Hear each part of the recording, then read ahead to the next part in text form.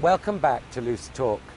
We're here this week in South Beach, Miami, the largest city in one of the 2 or 3 most important swing states for the upcoming November election. And in 2008, Florida was a major part of the national sweep that Obama had to win the White House.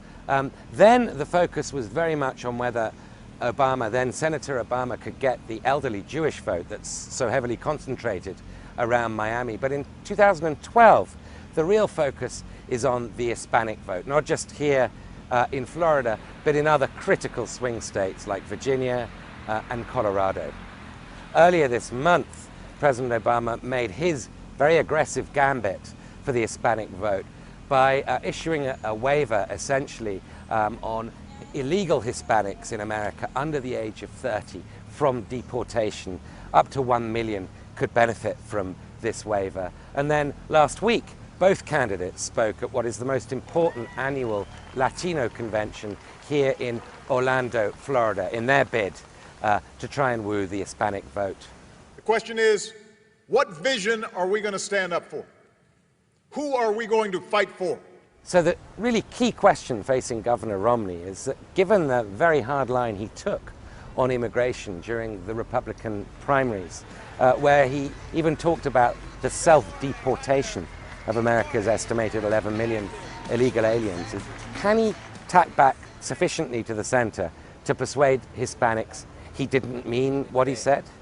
Y él tiene la experiencia como gobernador But de of course, the Massachusetts. Hispanic American vote is far from being monolithic, not just nationally or even statewide in Florida, but here in Miami, there are very different Hispanic communities.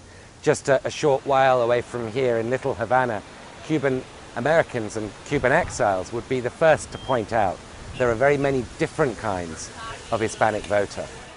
See, just because we speak the language doesn't necessarily mean that we all have the same goals or following the same aims. Not necessarily. I think that Mexicans are pretty much have their own problems that they're trying to face and deal with as we do. We Cuban Americans in Florida, we do care about the national elections and the local elections, but more than anything else, we're looking southbound. We're always looking 90 miles away from Key West. But, like I said before, we also have to send our kids to school and we have to pay taxes here. Even if Mitt Romney is able to come up with some kind of effective riposte to President Obama's deportation waiver, he still risks alienating his base. We're here at the Globe restaurant in downtown Coral Gables, where the Young Republicans, the Miami Young Republicans, hold their monthly meeting in a back room. And here's what some of them had to say about the issue. It's surprising how much Hispanics actually do agree with the Republican Party. But in order to really tap into that new resource for votes, Mitt Romney really needs to hammer the fact that the Republican Party really mirrors the views of most Hispanics when it comes to social issues. And finally, I think he needs to visit the Hispanic community, not just sending his deputies out to the field, but himself going to the Latino community.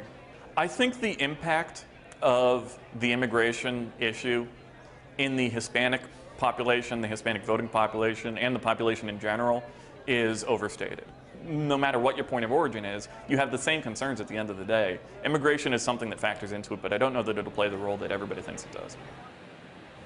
While Mitt Romney faces that classic dilemma of keeping the base infused while simultaneously appealing to the floating voter, Barack Obama's goal is more straightforward, namely to infuse the base constituencies that helped deliver him to power in 2008, among whom, of course, the gay community, young college-educated Americans, and Hispanic voters are critical. And so tonight, in a very typical cool Obama event, the president's going to be hosting the famous Latino singer Marc Anthony here at this classic Art Deco theater behind me. I think, it's going to make a huge impact in the Hispanic vote because, there's tons of people that came here as children and were raised here, educated here, and want to continue their education and contribute to this country too. What about Governor Romney? Do you think he can regain credibility with the Hispanic communities? I don't think he can, because he never states a position. He bounces from one middle position to another middle position that he never, exactly states what he thinks about the issues. And, he takes a convenient position every time something happens. So I don't think, he's going to get any votes from the Hispanic community. Which brings us to our odd moment of the week. Last weekend, Mitt Romney held what became known quickly as the Republican Palooza, a vast fundraising event for people who'd either personally given $50,000 to his campaign or raised $250,000 in Park City, Utah, home of Mormonism and, of course, a solid bastion of Republicanism. Now, interestingly enough, just before the event, which was considered one of the most exclusive fundraising events in the history of presidential fundraising, Newt Gingrich, Mitt Romney's one-time rival for the Republican nomination, was asked why Romney got it and he didn't. And he said, Romney had 16 billionaires, I only had one. Well, most of those billionaires were with Romney in Utah. See you next week on Loose Talk.